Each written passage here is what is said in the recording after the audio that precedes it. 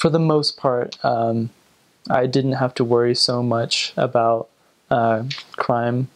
It was actually kind of a blessing because when people see you as a missionary, they know that you're not going to do anything bad to them. And it was actually really interesting because, I taught a gang member actually one time as an investigator, and he always, said that, whenever he sees us on the street or whatever, he would always wave hi. And like if he, had any, friends or whatever that saw us, he would tell them to say hi. So it was just really funny. But I do remember one experience.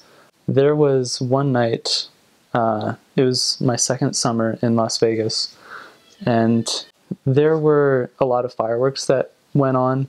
And I thought, it was actually September, so it was like right at the end of summer.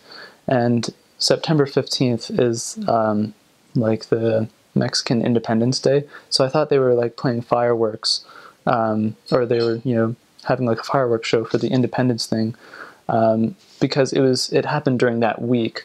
But it actually wasn't fireworks, it was gunshots.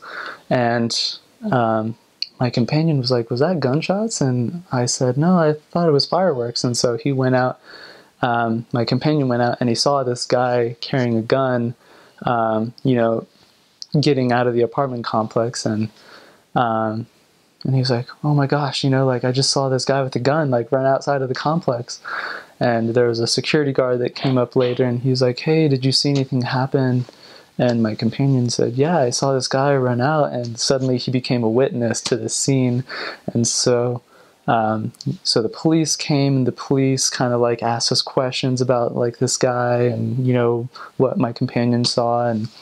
And then like we had detectives come, and the detective had like a formal interview with him to ask him like every little detail of what he saw, because he went into a car and the car went off, and he had to say what color the car was and what brand and model and stuff. It was just kind of nerve-wracking knowing that, something like that can happen so close in an apartment complex. The missionaries in our apartment actually had the idea of just saying a prayer, just asking for safety, just being comforted that everything will be all right.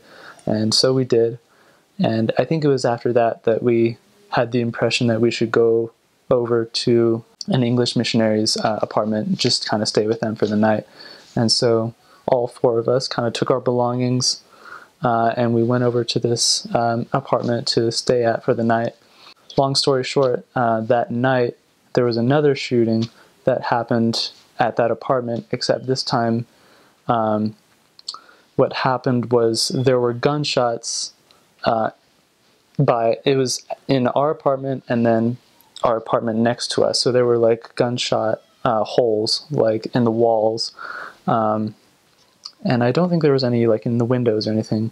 But I think they were actually aiming for the apartment next to us, because the apartment next to us, we overheard them talking the night before about like, "Oh, like how could you miss?" And like, "What did you do?" Like, we're going to be in like so much trouble. And so like we had no idea what was happening with them. And so I think the gang that came by, they were going for like our neighbors, and so our apartment got some of the gunshots as well.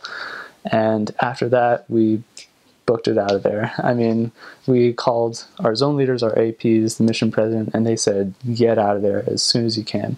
It was actually really interesting because we got all of our stuff out, and we didn't move to an apartment just yet because it was 2 weeks away from transfers, and one of us might leave the area.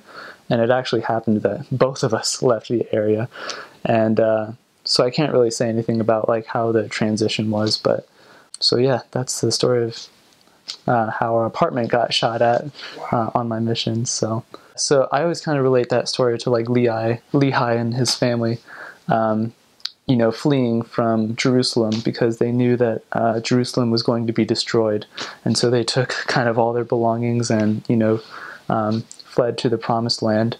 And I kind of like always make that similarity about how God guided us through that situation. He just wanted to make sure that we were okay, and that, we got all of our stuff out and just to another apartment, and just making sure that we were all okay. And I that was a really comforting experience for me, knowing that God was watching over us.